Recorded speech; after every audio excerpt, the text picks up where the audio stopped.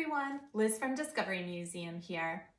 If you're looking for an activity that combines physics and engineering, is full of twists and turns, and can keep you engaged for long periods of time, look no further than Balls and Ramps.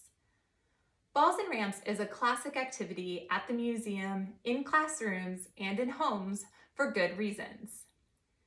When it comes to experimenting with balls and ramps, you can use materials that are easily found around your home or that are inexpensive and readily available. Balls and ramps scales up or down depending on the age of the kids you're working with. Young scientists love the repetition of watching a ball roll down a ramp, bringing it back up to the top, and doing this over and over. And older kids benefit from the trial and error that comes with building more complex track systems. Balls and ramps can be done inside or outside, and it's a great way to explore concepts like force and motion and cause and effect. Getting started with your balls and ramps experiment can be just as simple as placing a piece of cardboard on an incline and releasing balls from the top over and over.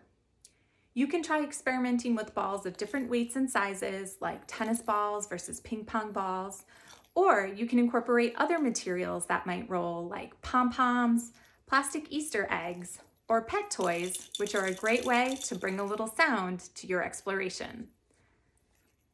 At the museum, we love to build marble runs as a great extension for balls and ramps. We like to use pool noodles or pipe insulation cut in half the long way.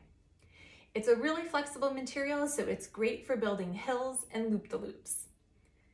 Things like yogurt containers, oatmeal containers, cardboard boxes are awesome for building hills and can be placed at the end of tracks to catch any runaway marbles.